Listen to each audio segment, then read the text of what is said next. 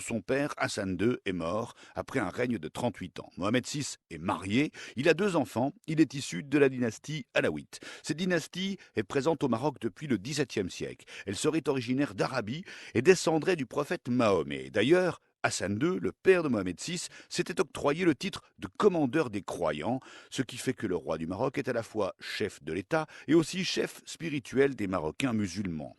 On parle aussi de souverain chérifien quand on évoque le roi du Maroc.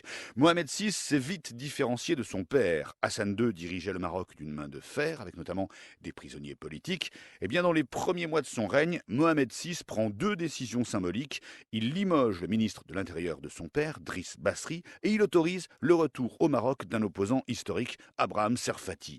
Mohamed VI, surnommé M6, apparaît alors comme un homme moderne. Il suscite beaucoup d'espoir.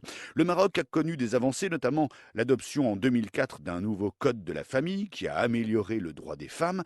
Reste qu'en mars 2015, des milliers de femmes ont manifesté à Rabat pour défendre leurs droits menacés. Sur le plan institutionnel, Mohamed VI a réformé la Constitution pour améliorer le pluralisme politique, mais sur le plan démocratique, le roi du Maroc n'est pas allé aussi loin que l'espérait une partie de sa population.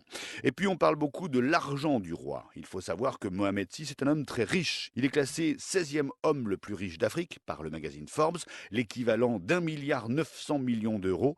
Alors c'est vrai que c'est un roi qui possède une trentaine de palais et de résidences au Maroc et à l'étranger, mais il n'y a pas que ça. Mohamed VI est aussi un homme d'affaires dans le sens où lui et sa famille sont actionnaires majoritaires d'une très grosse holding marocaine composée de dizaines de compagnies différentes, dans des secteurs aussi divers que l'énergie, la banque, la métallurgie, les mines, la téléphonie, l'agroalimentaire ou encore la grande distribution.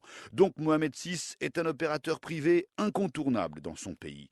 Enfin, rappelons que son nom est aussi apparu cette année dans l'affaire SwissLeaks, puisque le roi du Maroc possédait un compte numéroté chez HSBC à Genève.